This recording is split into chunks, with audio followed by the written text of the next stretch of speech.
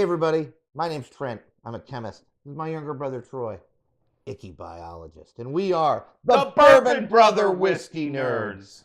Troy, we're starting a two-part series Yeah, today. we've got a two-part for everybody. This is the Brothers Blind.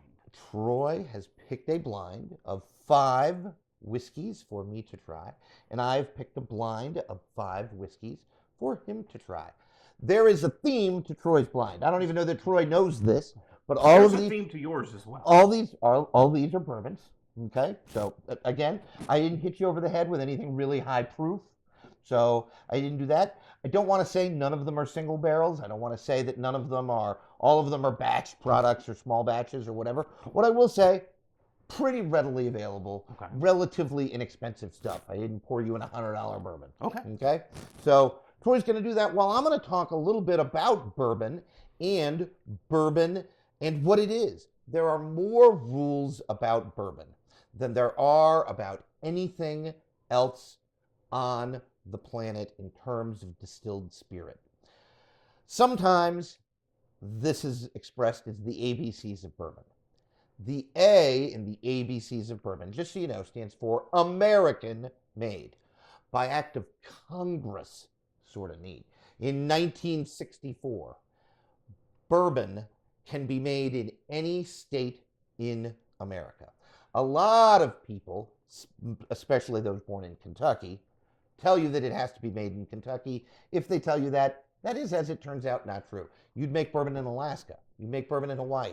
As long as you make it in America, you can call it bourbon. If you make that same whiskey a mile over the Canadian border, sorry, it's just whiskey. Okay? American-made bourbon. Again, Act of Congress 1964. I will admit that they had more important things to do in 1964 than bourbon.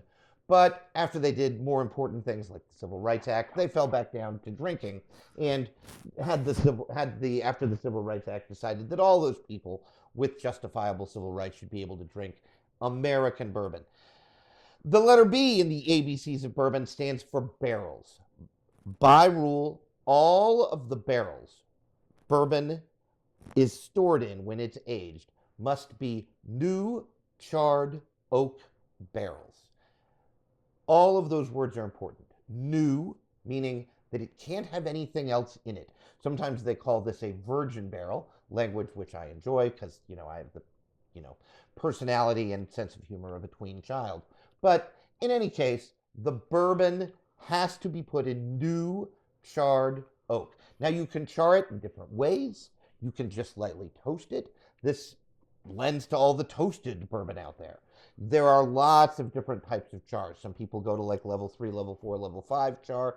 Really strong alligator char. Looks like alligator skin. That's why they call it that. And it's going to lend a little bit more. That's where a lot of the flavor is going to come from. Just so you know, since all bourbon needs to be stored in a new barrel, what do they do with those barrels when they're done? Well, one of the things they do is they sell them to other whiskey makers.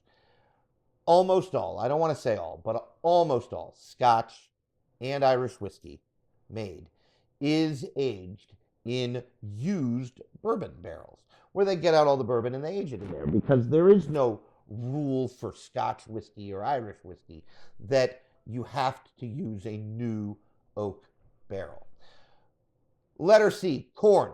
Corn must be the majority of the mash bill in every bourbon, 51% or more. Big, big, big, big deal. Not the majority, 51%. Technically, you could be a 50.1 of the mash bill, and it would be majority corn. It has to be 51%. All of the latter rules have to do with proof, except the last one. D stands for distillation proof.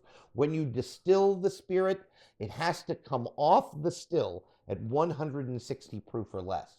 As it turns out, loads of distillers lower that number. Four Roses, I think it's 130. Lots of distillers, it's even in the 120s. 140 is a proof point that you hear sometimes.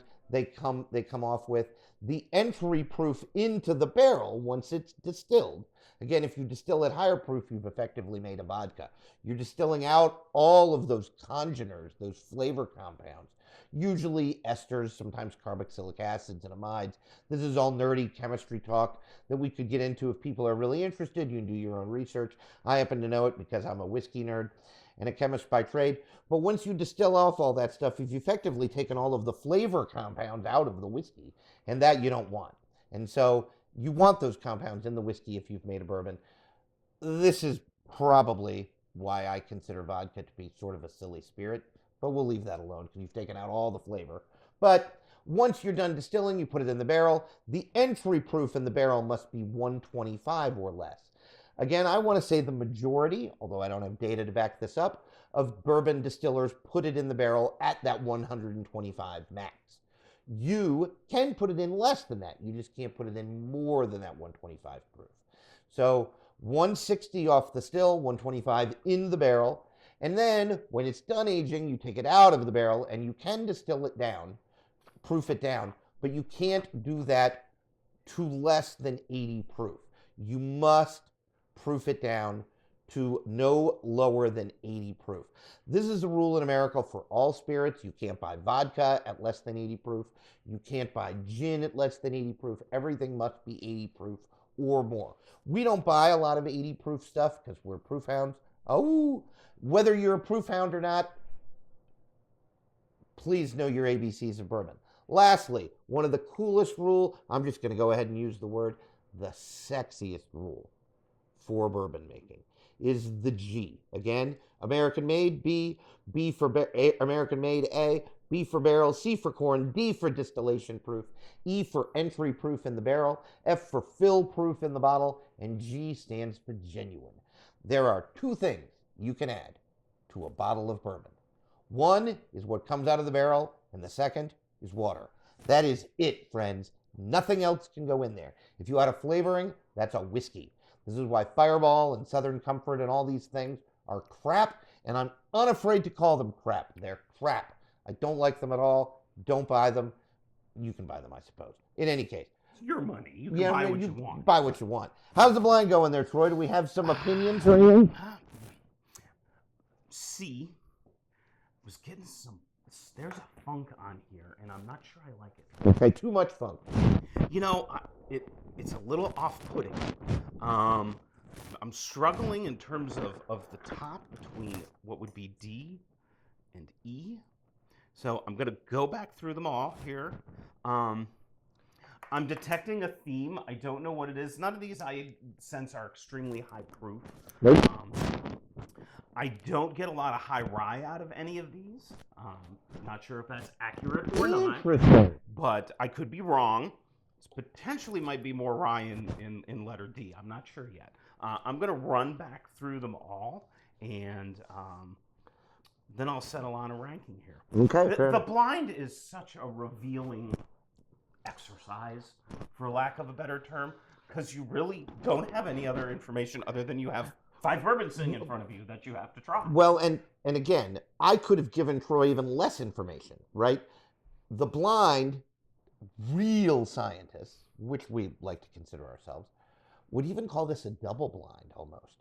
I know what Troy's having, but Troy doesn't even know what 5 whiskeys are in here. I just told him they were whiskey. I told him they were bourbon. I told him nothing really high expense, nothing really high proof, things like that. But that's that's almost a double blind. Troy just knows they're whiskeys. He knows we own them, right? But that's about it, right? And he might not even know everything I own. I don't know everything he owns. Again, all he knows is that there's some sort of theme. That's all he has. It's interesting. When he's talking about mash bills, I'm checking to see if he's right here. I probably have a lot of this written down in the nerdy laptop here, the Surface. Okay? We'll see how close he is to correct when he gets done here. But yeah, folks, bourbon, very tightly controlled. It continues to amaze me, and I don't want to speak for Troy, but I know he's in broad agreement, how much flavor difference you can get from different bourbons despite all these rules. So many rules. One interesting note, okay, about some of this is that liquor is a general term given for distilled spirit. When you first add yeast to some form of sugar or carbohydrate, we'll talk about carbohydrates here that you turn into sugars through the mashing process, which is chemically complicated. When you do that, you make what is generally thought of as a distiller's beer. You then take that beer and distill it. That's what makes a liquor. Don't confuse this with the term liqueur. Liqueur is a much different thing. If you've got a liqueur, you've done two main things to it. You've artificially sweetened it most of the time. Sometimes you can naturally Fortified it. You've sweetened it with sugar, maybe. That might be a more natural sweetness, because obviously sugar is a natural product, sugar cane and things like that. But far too often you've artificially sweetened it and you've proofed it down. That's what makes a liqueur. Southern Comfort could be described as a whiskey liqueur. Okay, it's whiskey that they have proofed down. I think SoCo sells for 70 proof, and they've probably added some other things. Interestingly, Fireball got in trouble. There were lawsuits because they were calling themselves something that they shouldn't have. They were pretending it wasn't proof down. I think Fireball is like 37 proof. It's some ridiculously low number. And of course, they add flavor to it. That would violate Rule G, the genuine whiskey rule for bourbon. You can't have bourbon unless you have these things. Now, there are not exceptions to these rules, but are companies that try to push the boundaries of these rules. Okay. There are 99-1 whiskeys where it's 99% corn, 1% malted barley. Okay. That is broadly viewed as sort of I think it's sort of frowned upon by the bourbon community, even though it technically would follow all the rules. I think a lot of times they use those for blending, where you just want something to blend it with that you know what it's going to offer and things like that. So we'll check back in with Troy. Troy, do we have a ranking? I think we've got a ranking here. All right. So we're going to go with Troy's ranking here. Troy, I'm going to go fifth place. with fifth place as letter C. Did not love it. No, there was again a funk on here that I found off-putting. Yeah, and it just really destroyed the whole sip. Okay. Fourth place. Fourth place was Nothing bad to say? nothing bad to say. It just, I think there was a better, at least for today, in my opinion, a better sip sip out of here. Okay. It was a little thin. Good flavors, but a tiny bit on the thinner side. And once I get to 3, 2, and 1, it's really hard. It's closer. It's much closer. C was clearly out very early on. B was 2. My third place is letter A. And you didn't hate it. No, the only one that I found off-putting was letter C. That's the only one. And 1 and 2. I'm splitting hairs here. Really close. I put my 2 as letter E, and my number 1 as letter D. Number D just it was the best balance. Had a great nose. I think it had the most age on it. I could be wrong about that. But I felt like it was older, a little more oak presence. It was just, of the 5 that you poured for me, it was my favorite today. All righty, folks. We're going to reveal this in last place.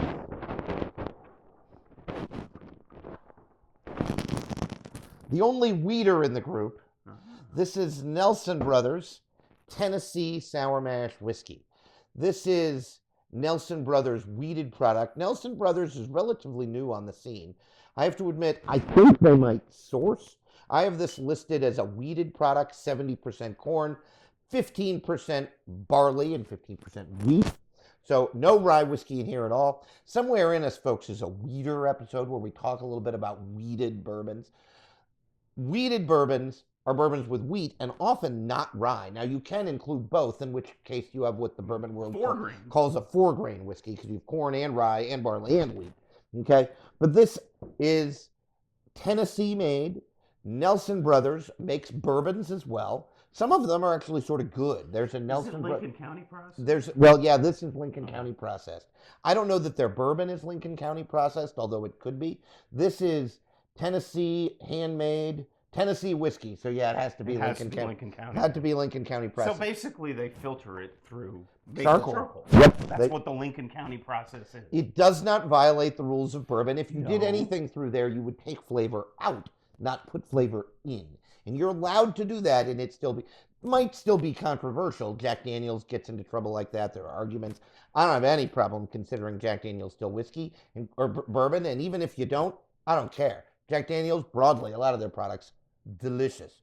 Troy did not find this one delicious Little today. off-putting. Okay, finding a little bit of funk in there. Okay, in fourth place, this is what I poured myself since I haven't had it in a little while. But in fourth place, Troy had Redemption. Okay, Redemption. This is Redemption has lots of product. I think Redemption is Iowa-based, and they source. They source from MGP, Midwest grain producers, or recently renamed Ross and Squibb in Lawrenceville, Indiana, right over the river from Louisville in Kentucky. This is the not high rye bourbon. This is just the bourbon. They have a high rye bourbon that I sort of like, and they have a rye bourbon that I really like because it's sourced, or a rye. They have a rye whiskey that I think is 95.5 MGP juice. Okay, this is the not high rye offering. This is the lower rye offering, and I think it's somewhere in the neighborhood of 70, 12, 20, something like that. You know, so it's not as high rye. I think their high rye stuff. 90 proof, I'm thinking. Yeah, it's probably 88 proof. Yeah, so you see again. So I think I mentioned a little thin. Yeah, I don't think it's that old, right? No, Redemption proofs its stuff down pretty good, and they source. In third place, Troy has High West. This is High West bourbon. Back in the day, my bottle's sort of old, it was called American Prairie bourbon. Okay? High West also sources. I think they also source from MGP, and then they blend it with their own distillist. I think High West is based in Utah. It got some notoriety because they were drinking some High West whiskey on the show Yellowstone. Okay, and so it got some notoriety for that. I think High West is based in Utah. They're blenders. They blend MGP juice that they source with their own whiskey. High West, interesting little product. I don't know a lot about it other than that. Finished third in Troy's Blind today. Now we get to the winners. In second place, Troy has Bullet. And by that I mean just Bullet. Bullet, 90 proof, regular bourbon. Bullet makes a rye that they source from MGP, also 95.5. The Bullet bourbon is actually pretty high rye stuff. Probably why I liked it. Right. No, not a real shock there. Bourbon comes in at 68% corn, 28% rye. So again, very high rye, 4% malted barley. I think this is their own distillate. They source their rye, they distill their own bourbon. Okay? I don't think it is sourced product. And the winner today in Troy's Blind, Michter's Bourbon. Michter's small batch bourbon whiskey. Okay? Not a real high rye product. Okay? But not uber low rye as well. Michter's comes in at 79, 11, 10. So 79% corn, 11% rye, 10% malted barley. This is Michter's bourbon. Now, this is Troy's order here. Number 1, number 2. I'm glad Troy enjoyed some of these. The theme of this, I'll be honest with Troy, I asked my better half, as they like to say. One of the bourbon sisters. Right, one of the bourbon sisters. Yes, they're nuns now, which they couldn't be because, you know, they drink sometimes. And they're married. And they tolerate our seriousness. It's so ridiculous. They are the bourbon sisters. I asked my better half if it was rude to do this to you. This is a collection of bourbons that I don't particularly like. Oh, really? That's the common theme. Not a real big fan. I think Bullet is broadly sold as a mixer, it's a bartender bourbon. I understand. I don't hate it. I don't love it. Same thing over here. I think Michter's Rye is better than Michter's Bourbon. I'm unashamed of that. I've never had a High West product that I truly loved. Okay. I like some of the other offerings from Redemption. Maybe it's just my palate. This lower rye offering, not for me. And this product here, this Tennessee whiskey, just not for me. I've gone back to it many times. I want to like it. You can see my bottle is almost empty. I've probably tried it the most. I poured myself some of this. It's probably been the most time since I poured myself the Redemption Lower Rye mash bill. I had a pour of Redemption weeded yesterday, and I thought it was a banger. The Redemption Rye is good. The Redemption High Rye Bourbon is sort of good. Can't in good conscience recommend this. So that's the. I don't think any of these are outrageously expensive. Oh no, this one I paid $50 for. It's by far the most. And then it's buy it out. I'm curious though. I had mentioned I felt like this had the most age on it. Do we know the age on it? That's a good question. It's non-age stated, so no. I'd have to do some more research to figure it out. Some of these are pretty young.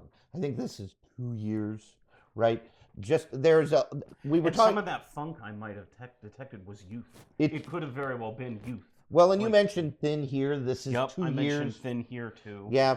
I don't know if Bullet has age on it. I can look that up real quick because it's on my nerdy Excel file. I'd be very surprised if these are more than 6 years. Yeah, well, this is 6 years old according to that. And the Michters might be right. Too. But yeah, so an interesting little study here. This is why you blind whiskeys, right? So again, I stand by what I said. These are just things I really want to like Michter's. Because let me tell you, folks, you will hear about Michter's Rye on this channel. The time will not be long before that occurs. Because Michter's Rye, even the flagship $40 at most wine and spirit stores, it's more expensive here because I think they charge $50 for it in Pennsylvania and they shouldn't, is a hitter. It's a hitter. This, didn't like as much, want to like it more than I do. Not a real big fan of all of these. Interesting little study in whiskey and whiskey tasting. You heard about the ABCs of bourbon. Troy, anything else? This was fun. Yeah. Nope. Stay tuned for part 2 where I'm going to pick a set of 5 bottles for Trent. I'm nervous about this. I'm going to make a fool of myself. I'm okay for it. You like, subscribe. You have to subscribe. It helps us out so much. Share. And make sure you also drink what you like. Like what you drink. Like what you drink. Bye, everybody.